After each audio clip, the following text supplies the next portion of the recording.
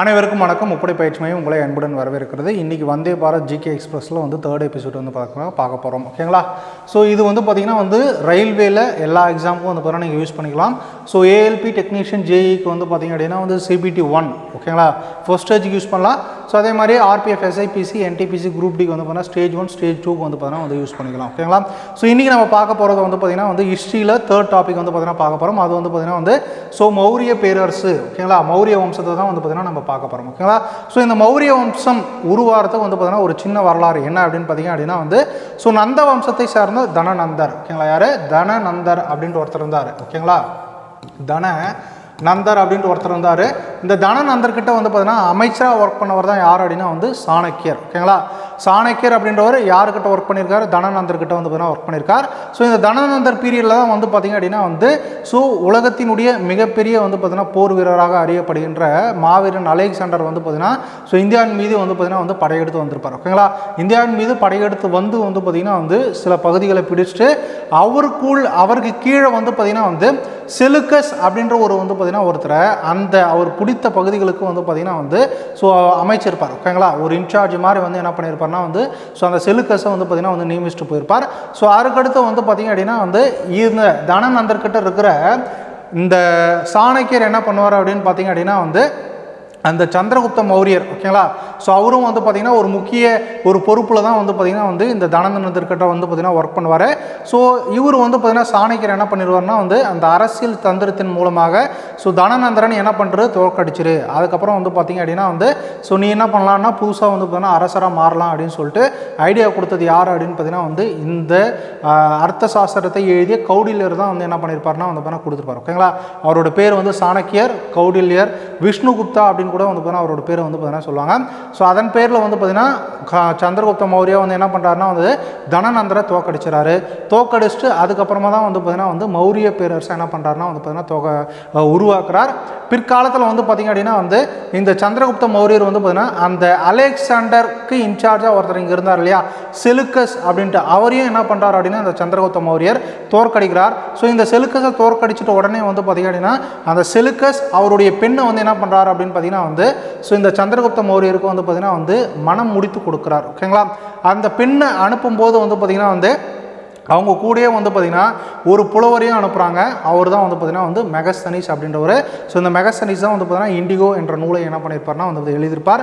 So அவர் தான் வந்து பார்த்தீங்கன்னா இந்தியாவிற்கு வந்த முதல் வெளிநாட்டு பயணி அப்படின்னு வந்து சொல்லுவாங்க. ஓகேங்களா? இதுதான் வந்து பார்த்தீங்கன்னா ஸோ மௌரிய வம்சம் உருவான கதை. ஓகேவா? ஸோ இதில் பார்ப்போம். இன்றைக்கி வந்து பார்த்திங்கன்னா 20 கொஸ்டின் வந்து பார்த்திங்கன்னா பார்க்க போகிறோம். ஓகேங்களா? ஸோ தொடர்ந்து வந்து படிங்க. உங்களுக்கு வந்து பார்த்திங்க அப்படின்னா ஜூன் மாதமே என்டிபிசி வரும். ஆர்பிஎஃப் எப்போ வரும்ன்ட்டு வந்து பார்த்தீங்கன்னா வந்து சொல்ல முடியாது. ஸோ ஃபஸ்ட் டே வந்து பார்த்திங்கன்னா வந்து ரெஸ்பான்ஸ் அதிகமாக இருந்தது. செகண்ட் டே இப்போ வந்து பார்த்திங்கன்னா நேற்று வந்து பார்த்திங்கன்னா ரெஸ்பான்ஸ் அதிகமாக இல்லை. ஓகேங்களா? ஸோ என்றைக்குமே ஒரு விஷயம் வந்து பார்த்திங்கன்னா ஆரம்பிக்கும் போது வந்து பார்த்திங்கன்னா ஈஸியாக ஆரம்பிச்சிடலாம். ஸோ அதை கண்டினியூ பண்ணுறது வந்து பார்த்திங்கன்னா ரொம்ப கஷ்டம். ஓகேங்களா?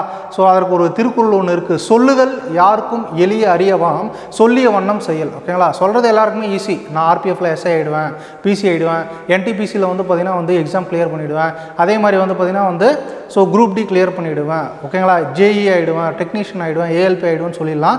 ஆனால் வந்து பார்த்திங்கன்னா ஸோ அதில் சொன்ன மாதிரி செய்கிறவங்க வந்து பார்த்திங்க அப்படின்னா வந்து மிக சிலர் தான். ஸோ அதனால் என்ன பண்ணுங்க அப்படின்னா வந்து ஸ்டார்ட் பண்ணிங்கன்னா கடைசி வரைக்கும் கொண்டு போங்க. ஸோ அப்போ தான் வந்து பார்த்தீங்கன்னா எக்ஸாம் வந்து என்ன பண்ண முடியும் அப்படின்னா வந்து ஜெயிக்க முடியும். ஓகேங்களா? ஸோ இந்த காம்படிட்டிவ் எக்ஸாம் அப்படின்றது வந்து பார்த்திங்கன்னா ஒரு வழி பாதை. ஓகேங்களா? ஒன்று வந்து பார்த்திங்கன்னா உங்களுக்கு வந்து வெற்றி இல்லைனா விலகல். ஓகேங்களா? தோல்வின்றது கிடையவே கிடையாது. நீங்கள் ஒன்று ஒன் வேல போகிறீங்க அப்படின்னா வந்து நேராக போகணும். அப்படி இல்லைனா வந்து பார்த்தீங்கன்னா டைவர்ஷன் எடுத்து வந்து பார்த்தீங்கன்னா ரைட்டு லெஃப்ட் அப்படின்ற மாதிரி போயிடணும். ஓகேங்களா? ஸோ அந்த இது வந்து பார்த்தீங்கன்னா வேண்டாம். ரயில்வே எக்ஸாம் ரொம்ப ஈஸியானதான். ஸோ அதனால் தொடர்ந்து என்ன பண்ணுங்க அப்படின்னா வந்து பயணிச்சுட்டே இருங்க. ஸோ தலைவர் சொல்கிற மாதிரி தான். ஸோ கஷ்டப்படாமல் எதுவுமே கிடைக்காது. கஷ்டப்பட்டது என்றைக்குமே வந்து பார்த்திங்க அப்படின்னா வந்து நம்மளை விட்டு போகாது அப்படின்னு வந்து சொல்கிறார் இல்லையா அந்த மாதிரி தான். ஸோ கண்டிப்பாக வந்து பார்த்தீங்கன்னா வந்து தொடர்ந்து படிச்சுட்டே இருங்க. கண்டிப்பாக வந்து பார்த்தீங்கன்னா ரிசல்ட் வரும். ஓகேங்களா? இப்போ மௌரிய பேரரசில் ஃபஸ்ட்டு கொஸ்டின் வந்து பார்ப்போம். ஸோ எந்த மௌரிய ஆட்சியாளர் புத்த மதத்தை வந்து பார்த்திங்கன்னா பின்பற்றினார் அப்படின்னு வந்து கேட்டிருக்காங்க. ஓகேங்களா? ஸோ இப்போ மௌரிய பேரரசை தோற்றுவித்தவர் யார் அப்படின்னு பார்த்தீங்கன்னா வந்து ஸோ சந்திரகுப்த மௌரியர் அப்படின்றவர் தான் வந்து பார்த்தீங்கன்னா தோற்றுவித்தார். ஸோ இவருடைய பையன் யார் அப்படின்னு பார்த்தீங்கன்னா வந்து பிந்துசாரா அப்படின்ற ஒருத்தர். ஓகேங்களா? யார் பிந்துசாரா அப்படின்றவர் தான் வந்து பார்த்தீங்கன்னா வந்து சந்திரகுப்த மௌரியருடைய பையன். பிந்துசாராக்கு அடுத்து வந்து பார்த்தீங்கன்னா பிந்துசாராவினுடைய மகன் யார் அப்படின்னா வந்து அசோகர் அப்படின்னு சொல்லுவாங்க. யார்? அசோகர். ஓகேங்களா? ஸோ இதில் அசோகர் தான் வந்து பார்த்தீங்கன்னா என்ன பண்ணியிருப்பார்னா வந்து ஸோ புத்த மதத்தை என்ன பண்ணியிருப்பார்னா ஃபாலோ பண்ணியிருப்பார். ஸோ 261 பிசியில் கலிங்க போர் அப்படின்ற ஒன்று நடக்கும். இவருக்கும் ஒரிசாவினுடைய கலிங்க மன்னருக்கும் வந்து நடக்கும். அதில் வந்து பார்த்தீங்கன்னா நிறைய பேர் இறந்துருப்பாங்க. ஸோ அதனால் அவர் என்ன பண்ணிடுறாரு? புத்த மதத்துக்கு வந்து பார்த்தீங்கன்னா மாறிடுறாரு. ஓகேவா? ஸோ அப்போ ஃபஸ்ட்டு கொஸ்டின் கேன்சர் வந்து பார்த்தீங்கன்னா வந்து சி அசோகர். ஸோ நெக்ஸ்ட் ரெண்டாவது கொஸ்டின் பாருங்கள்.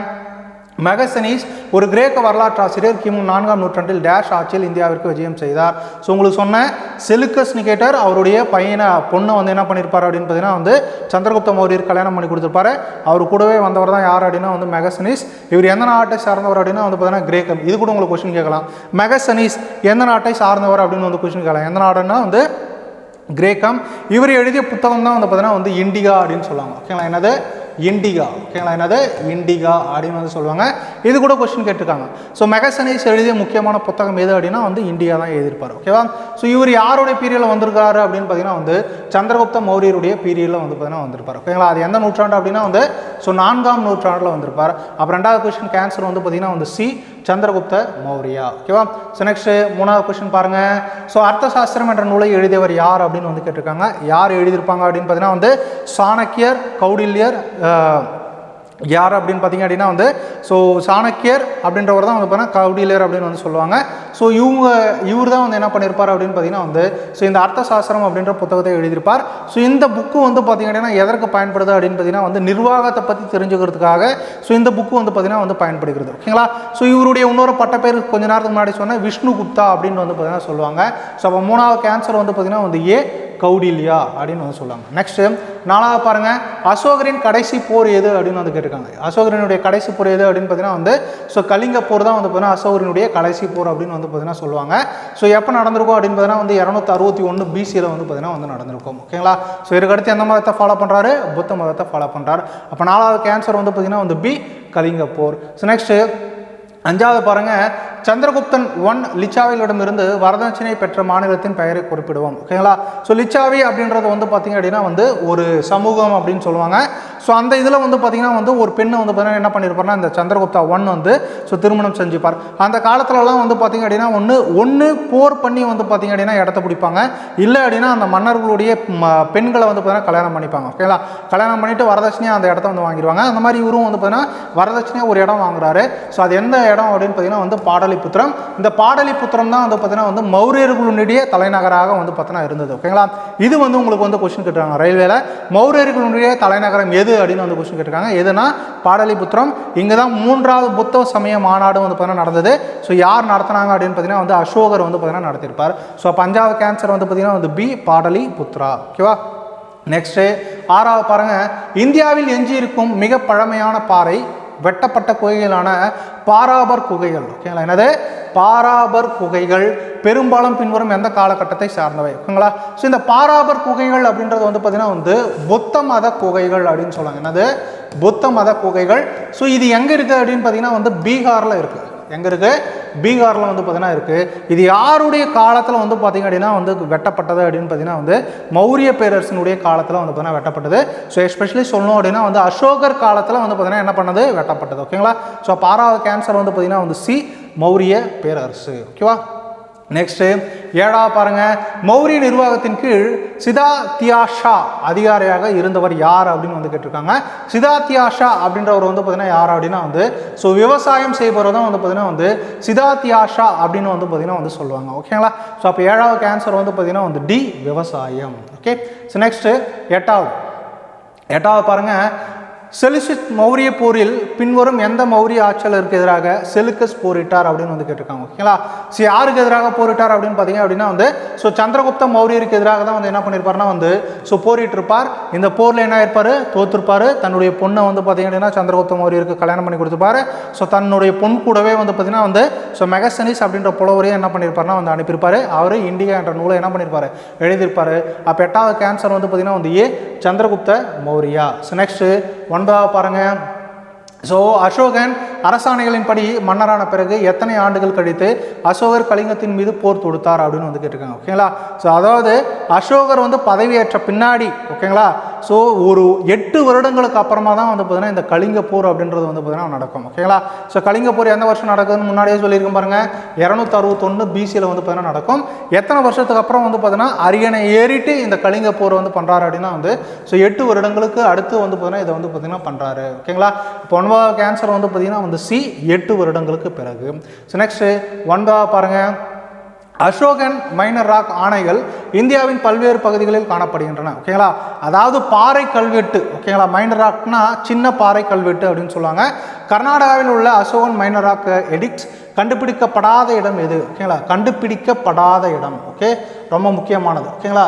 So Ashokan minor rock edicts in not find கர்நாடகாவில் எது இல்லைன்னு கேட்டிருக்காங்க.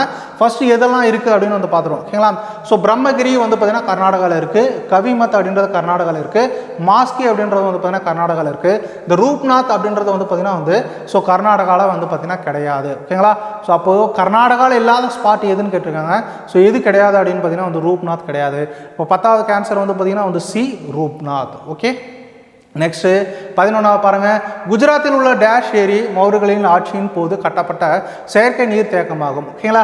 செயற்கை அப்படின்னா வந்து என்னன்னா மனிதனால் உருவாக்கப்பட்டது. ஓகேங்களா? நம்ம ஊர்லலாம் வந்து பார்த்தீங்கன்னா ஏரி குளமெல்லாம் இருக்கு இல்லையா, அது இயற்கையாகவே வந்து பார்த்தீங்கன்னா உருவானது, யாரும் உருவாக்கி இருக்க மாட்டாங்க. ஆனால் செயற்கையாக இருக்கிறது வந்து பார்த்தீங்க அப்படின்னா எங்கன்னா அதிகமாக தண்ணி வந்தால் மனிதர்களால் என்ன பண்ணியிருப்பாங்கன்னா வந்து உருவாக்கியிருப்பாங்க.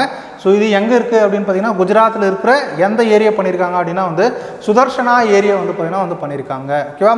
ஸோ அப்போ 11வது கேன்சர் வந்து பார்த்தீங்கன்னா டி, சுதர்ஷனா ஏரி மௌரியர்களால் குஜராத்தில் செயற்கையாக உருவாக்கப்பட்டது. நெக்ஸ்ட்டு 12வது பாருங்க, ஸோ ஆரம்ப கால இந்தியாவின் மிகவும் பிரபலமான ஆட்சியாளரான அசோகர் இன்றைய கடலோர ஒடிசாவை கைப்பற்றினார். ஓகேங்களா? எந்த பகுதியை வந்து பார்த்தீங்கன்னா அவர் கைப்பற்றினார் அப்படின்னு வந்து கேட்டிருக்காங்க. ஸோ ஒடிசாவினுடைய பழைய பெயர் என்ன அப்படின்னு பார்த்தீங்கன்னா வந்து கலிங்கம் அப்படின்னு வந்து சொல்லுவாங்க. ஸோ அதை தான் இங்கே வந்து கொஸ்டின் கேட்டிருக்காங்க.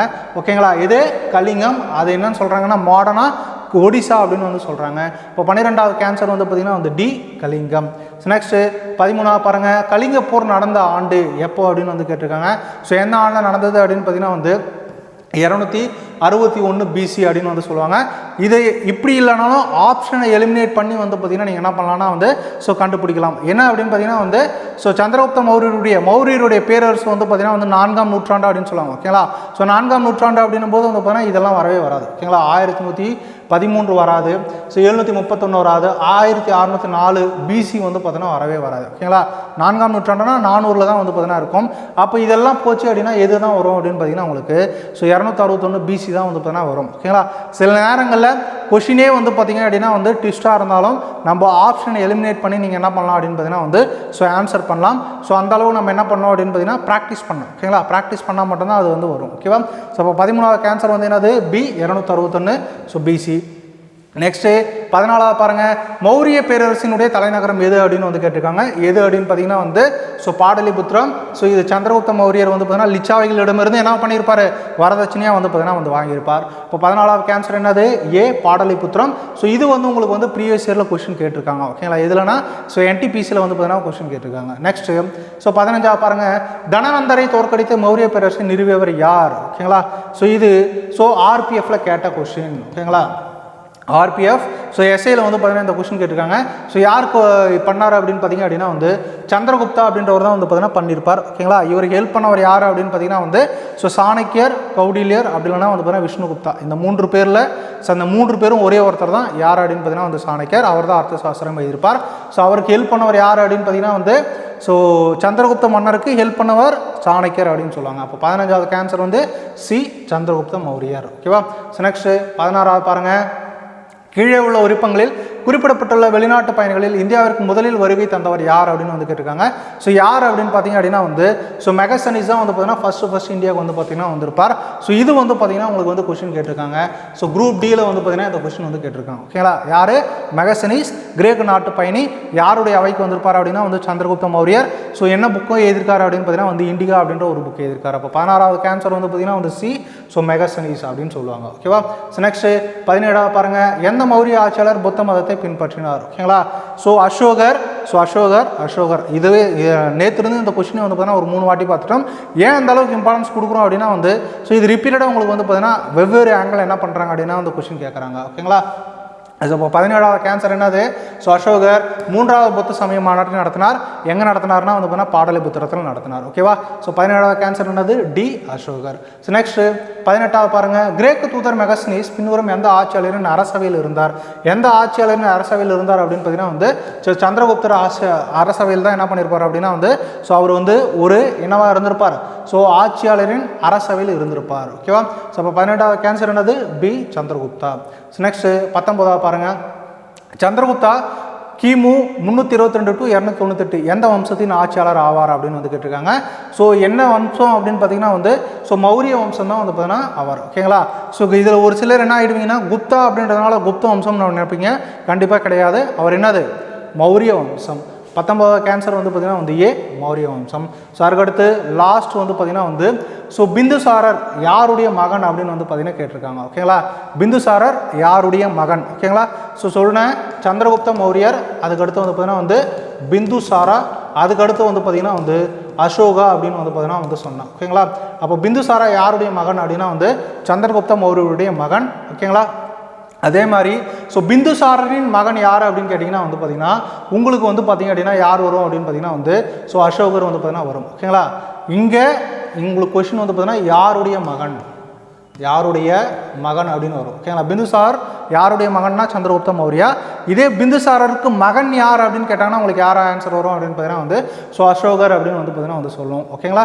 ஸோ அப்போ 20வது கேன்சர் வந்து பார்த்தீங்க அப்படின்னா வந்து சி சந்திரகுப்தா. ஓகேங்களா? ஸோ இதுதான் நம்ம பார்த்த இன்றைக்கி மௌரிய வம்சத்திலிருந்து ஒரு 20 கொஷின்ஸ் வந்து பார்த்துருக்கோம். ஸோ நோட்ஸ் வந்து பார்த்தீங்கன்னா கண்டினியூஸாக வந்து பார்த்தீங்கன்னா எடுத்துகிட்டே இருங்க. ஸோ எல்லா டாபிக்ஸும் வந்து பார்த்தீங்கன்னா வந்து கவர் பண்ணுறோம். ஓகேங்களா? ஸோ தொடர்ந்து படிச்சுட்டே இருங்க. மீண்டும் மற்றொரு காணொலியில் சந்திப்போம். நன்றி, வணக்கம்.